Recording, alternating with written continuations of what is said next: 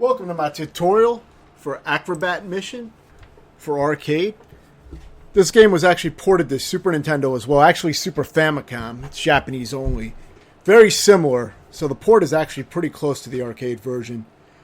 I recommend setting the dip switch to 5 lives. That's what I did here. I gave myself the maximum amount of lives. And I also decreased the amount of points you need to earn an extra life. So I recommend doing both of those in the dip switch before playing a game, just to give yourself a better chance, because the game is pretty damn easy until you get to the very final stage and final boss. That's really where the game gets challenging. So the game is very forgiving with checkpoints, and whenever you lose all your lives, you start at the checkpoint with your lives replenished. So I'm actually showing the full... You're going to see all my deaths leading up to the final stage.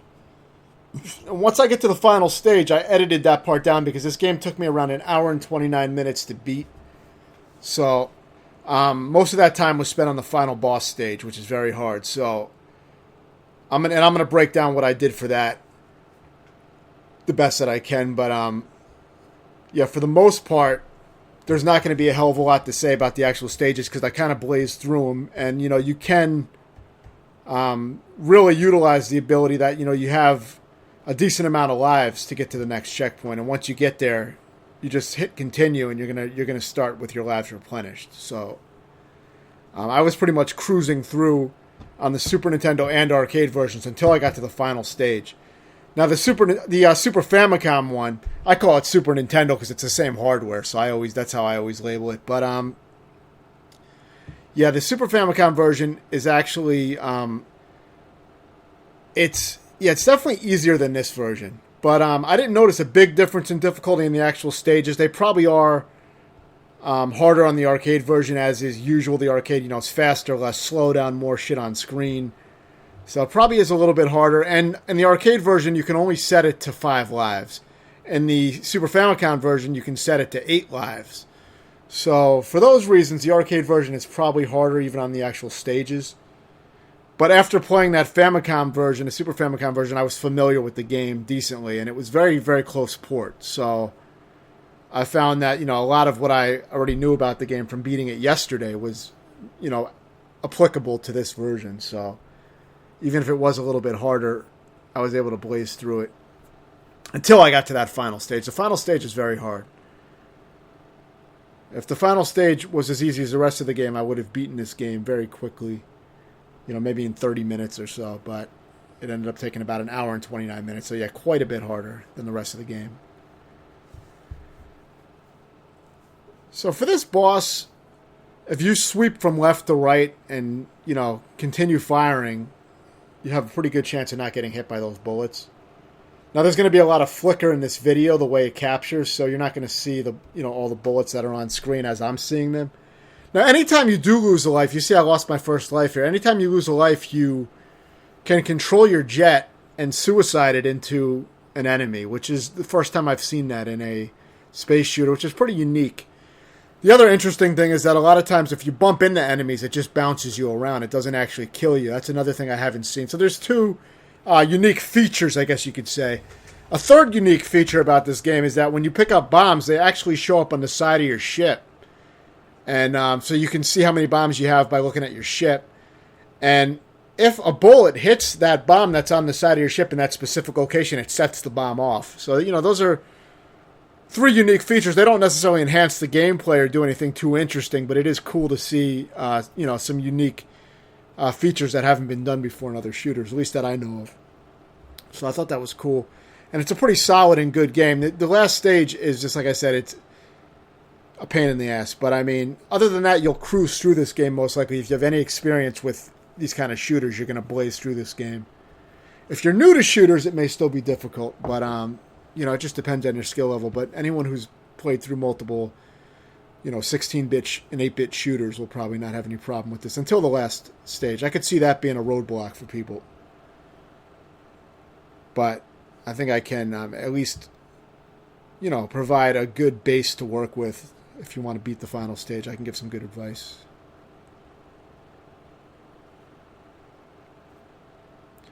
Here you're going to break through the investing enemies, whatever the fuck that means. But you're going to do it, whether you like it or not. So, yeah, of course, there's really not much to explain aside from I do recommend getting this hurricane weapon for most of the stages.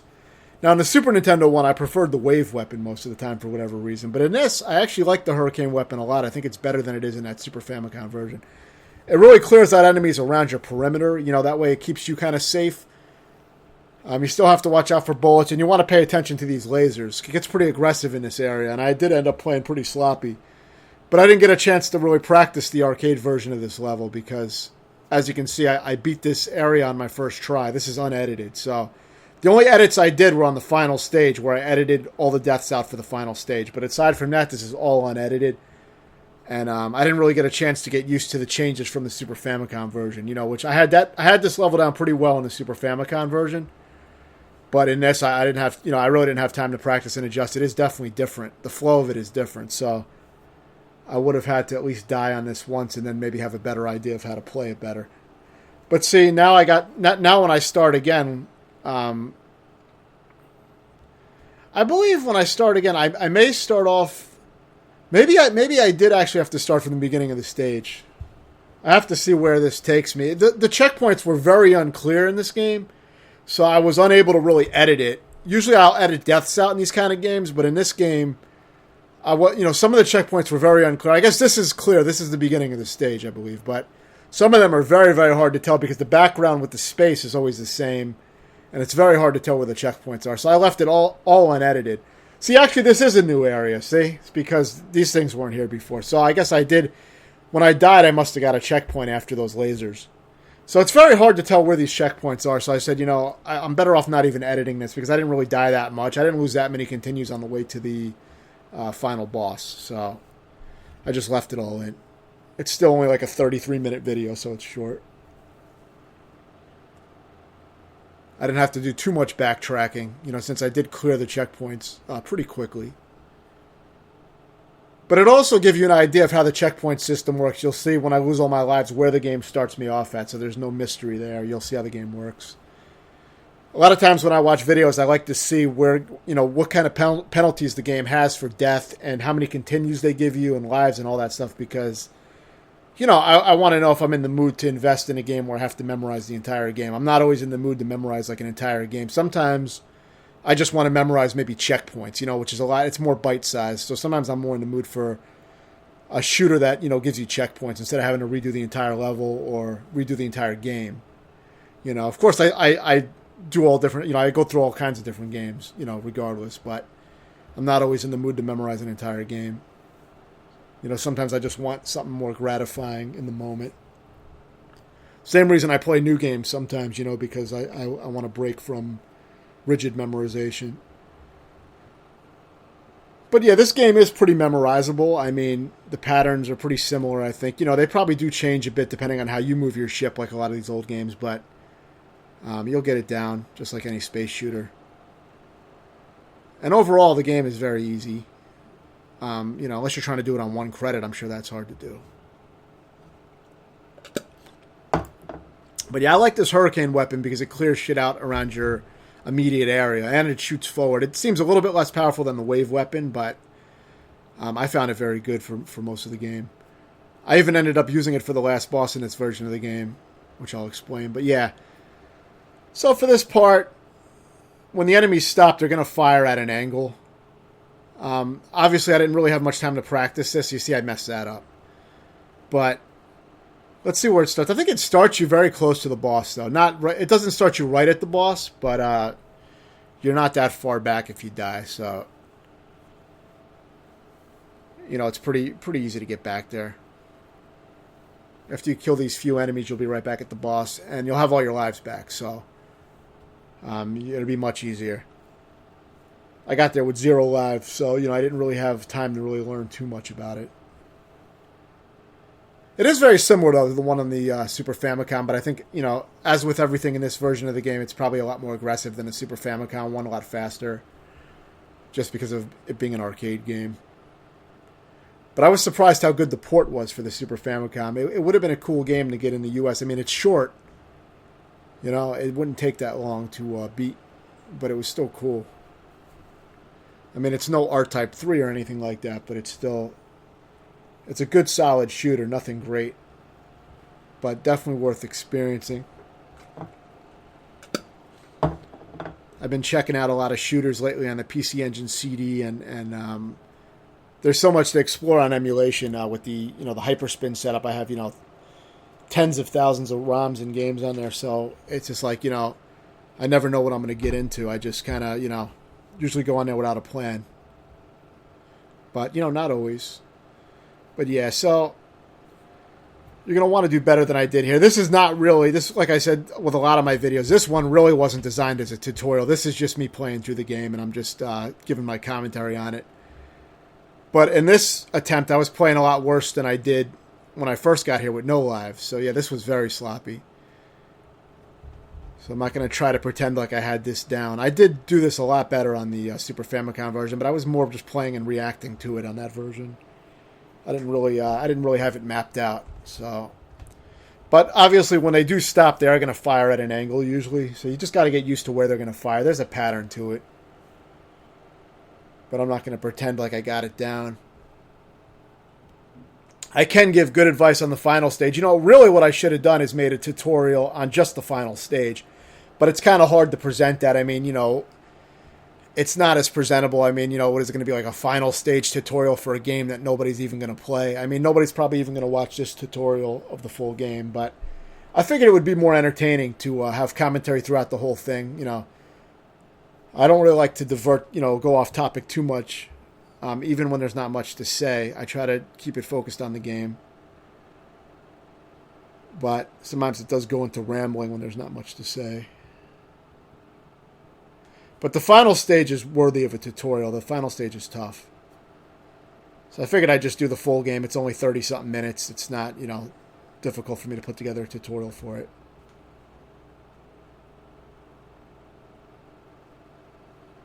So yeah, I still like this weapon. I've been using this throughout the entire game pretty much. And, on the Famicom version, for whatever reason, I preferred the wave weapon in that version of the game. But if I went back and played it again, I might find that I prefer the Hurricane, so who knows? It was just, they were both relatively fast kills for me. I went through both of them quickly until I got to the final stage, which gave me trouble on the Famicom version and this version. So that gave me a lot of trouble for a little while. I mean, obviously it didn't take hours or anything. I mean, I said I beat the Super Famicom one, took about an hour and 5 minutes. This one took about an hour and 29 minutes. But that was also after I was familiar with the Super Famicom version. So, taking that into consideration, I'm sure it sped it up that I got practice on that version as well yesterday. So it probably would have took longer if this was my first time. It probably would have taken a little bit longer to beat. I don't think much longer, though. I mean, like I said, these stages are pretty damn easy with how many lives you have and, the gracious checkpoints. This part is actually hard as far as if you were trying not to die. I don't really know what to do on those parts, aside from maybe using bombs or something. But, so you're going to see these checkpoints get weird. Like, I guess the checkpoint starts at these orange guys here, these doubles, but I don't even remember seeing two of them like this. I didn't even want to try to figure out where the checkpoints were and try to edit out the deaths. It would have been really fucking difficult to do. Because I was seeing all kinds of weird patterns and things coming up that I didn't remember. And everything looks so similar. Now, had I been dying like crazy, then I would have had no choice but to try to find where these checkpoints were and edit. And I've done that on arcade games before, and it's a pain in the ass. But since I didn't take too long to get to the end, I thought this was fine. The Super Nintendo playthrough, I think I edited that a lot cleaner as far as I was able to find the checkpoints in that. But the transitions are always going to be weird when you edit out deaths in a game with checkpoints, because you're going to all of a sudden see power-ups change, like different weapons. My life counter is going to suddenly change. It's a bit of a janky transition, but it's usually how I do it because I want to show consistent gameplay, and I always explain, how I edited and what I did. But like for Gunsmoke, what I did, which I posted recently for Arcade, a brutal fucking game. You don't want to see me playing that for 20 hours. You know what I mean? Now, I did post up raw footage of all my, of a lot of my failures. Not all my failures, but a lot of my failures. Hours of failures to get an idea. But that's a separate, post. I'm not going to post that in the playthrough version because You don't want to sit there for 20 hours. You want to see the game completed. You don't want to see 9 hours on one boss, which is, it's kind of ridiculous. But yeah, for this guy, you basically just drive around in a circle for this first part. It's extremely easy.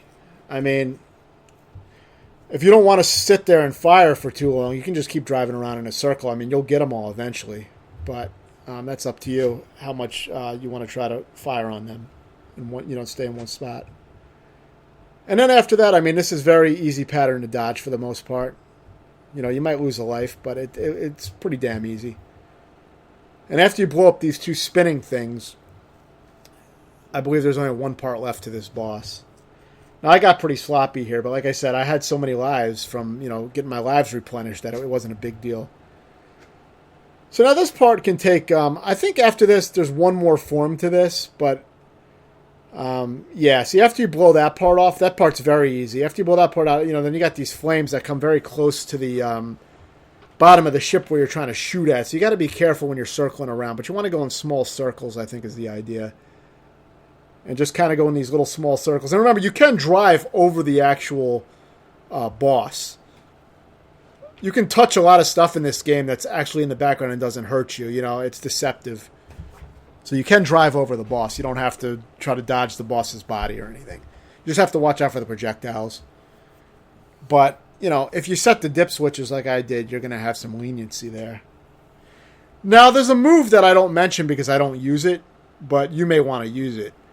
See, I set my firing button to rapid fire, so I was unable to use this move unless I would toggle it off. Then I could use it. But by holding the fire button down, if you have a special weapon, if you've picked up a special weapon, you can charge this charge shot. It's like an explosive blast.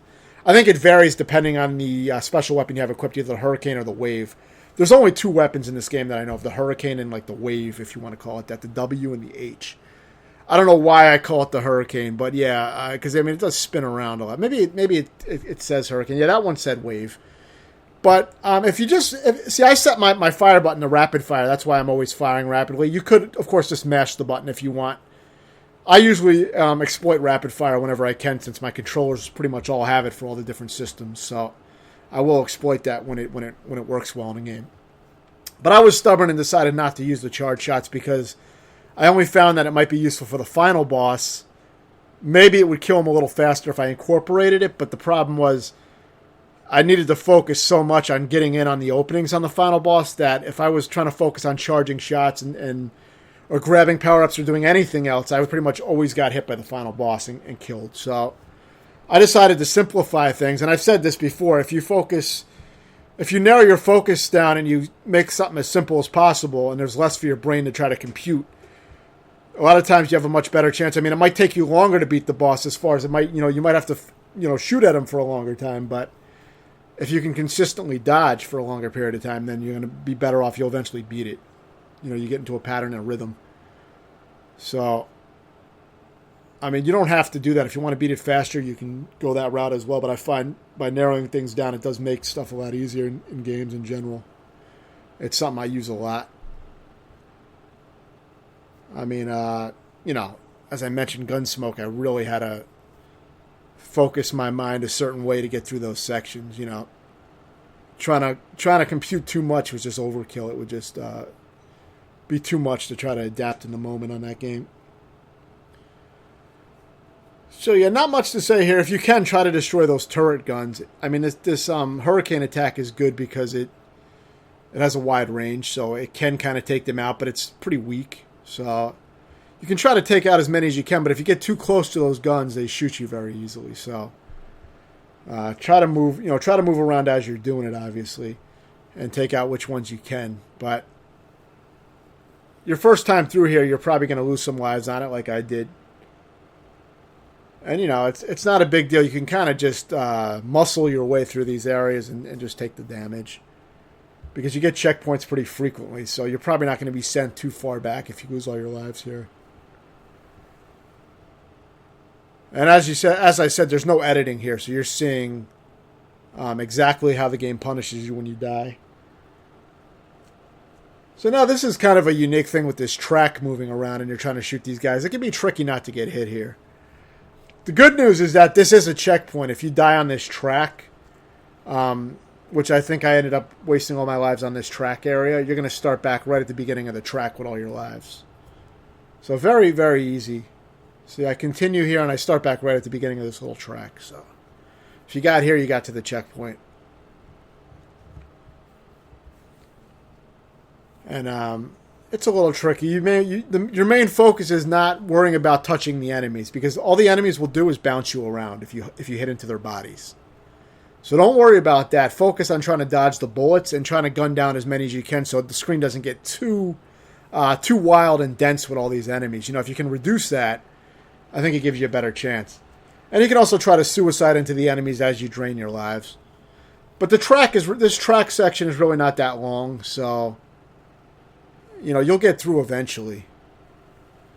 I mean, I'm pretty sure I got through it on my second try. Once I had like full lives, I think I got through it. I don't think I fail it completely. I think I end up getting through it just barely, but it's probably not going to give you too much trouble overall with the extra lives. On the default lives, it would definitely be harder, though. Yeah, for sure. But this boss is really not too difficult. I mean, of course, you can lose all your remaining lives there because now you have a new checkpoint at the boss. So, I may not succeed this time. I don't think I do, but it doesn't matter because now I'll get all my lives back.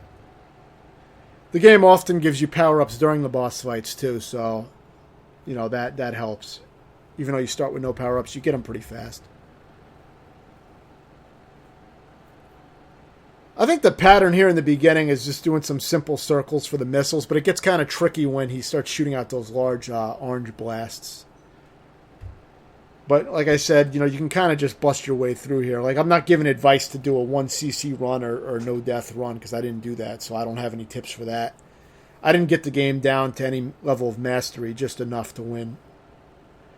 The only level that I had to get pretty good at was the final stage, which I'll explain that. That's really what I should have made a tutorial on, but like I said, I mean, nobody's really going to be looking for a final stage tutorial probably just for this game. So, but I do like making tutorials of more obscure games. I mean, anything that I beat that I think is somewhat challenging, I will try to make a tutorial of it usually. There are some that I never end up doing tutorials on, but I have probably over 500 playthroughs just on the channel, and I'm around 1,600 games beaten, console-style games beaten. That's games with penalties for death. So my number is pretty high now, and I have about 500 on the channel because I started in 2016 making videos.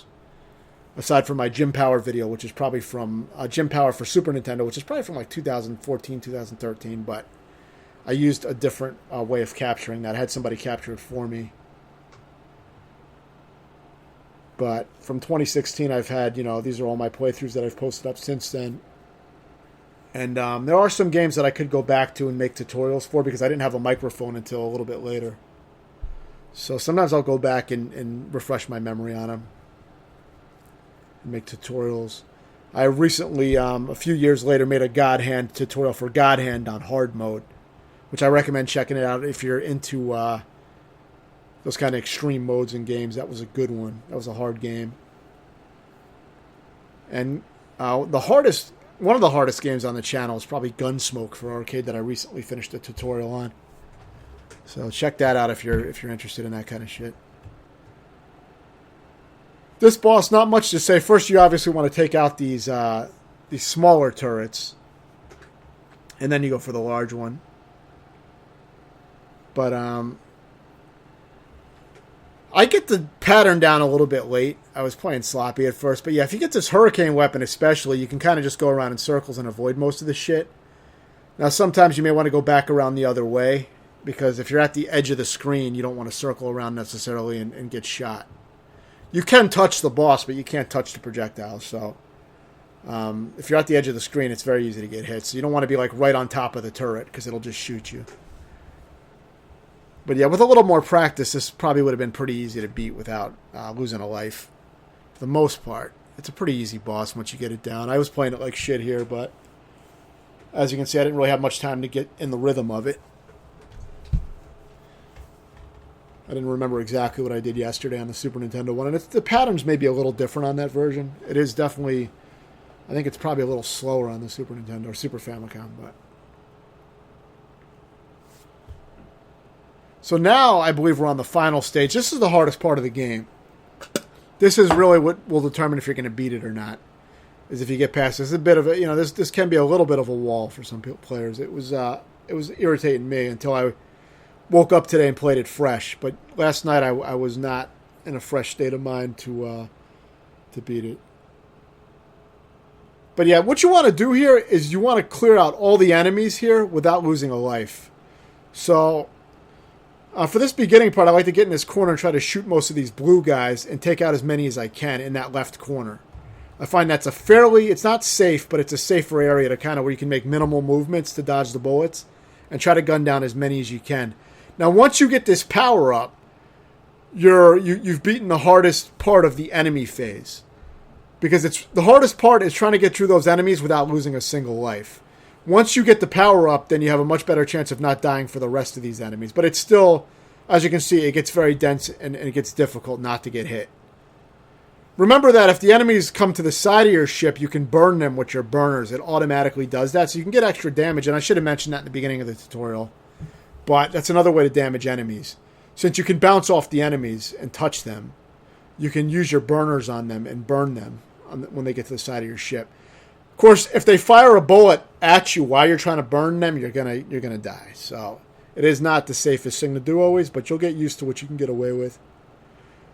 It works well to try to burn these guys up with your burners and shoot them as well. But like I said, I recommend the Hurricane power-up for this because of its wide hitting radius. So I recommend getting that. If you get the wave, I would probably reset the encounter. I would start the boss. I would start this level over because this is all one checkpoint. The final stage has no checkpoints. It's just you start at the beginning where all those enemies were at the beginning of the stage. And you're not fighting the boss yet, so you first have to get through all these enemies. Now with this, if you have that Hurricane weapon, you should be able to, if you have it powered up at least once, it should be wide enough to take out these things that clamp down on you, these green things. And you can also drive back and forth to kind of alternate burners and burn the things as well. So remember that. Now my bombs went off, I think, because they're on the side of my ship, and if an enemy hits them, they will go off. I believe that's how that works. So now, hopefully you didn't lose a single life, and there's a reason why, and I'll explain that later. But you want to have all your lives for this part. Now, initially, it's pretty easy to get in on. I recommend only firing your Hurricane weapon, holding down the fire button. If you don't have that, use the wave or whatever you have, obviously. But just hold down the fire weapon. Don't try to charge it up or anything. Just focus on getting in. When those circling balls like spread apart, get in the gap and get into the center of the boss. And use your bombs if you want, but don't use your bombs until you're in the center of the boss because it's going to fuck with your concentration and you'll probably end up crashing into those things.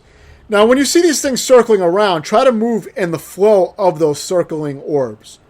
So if they're circling counterclockwise, you want to be moving counterclockwise to get into that gap. And you want to do it. You want to follow the direction that they're rotating in, and you want to like get in that gap immediately when they start because then they get really big and there's no way to dodge them. You'll just die. You have to get in there really fast. It's easy at first once you get it down. Not super easy, but it's easy enough. But it seems to get harder as the fight goes on, and I always start losing lives near the end every time. And that's why I say don't lose any lives on the enemy fights. Make sure you have all your lives for this. Because what was happening to me is I was dying at the same time I killed the boss, and I wasn't getting credit for beating the game. And that happened to me at least 3 times or more. So the only way I was able to beat it without learning the later patterns better was to not die at all on the enemy encounters before the boss. So I recommend learning that, using save states if you have to practice sections of it.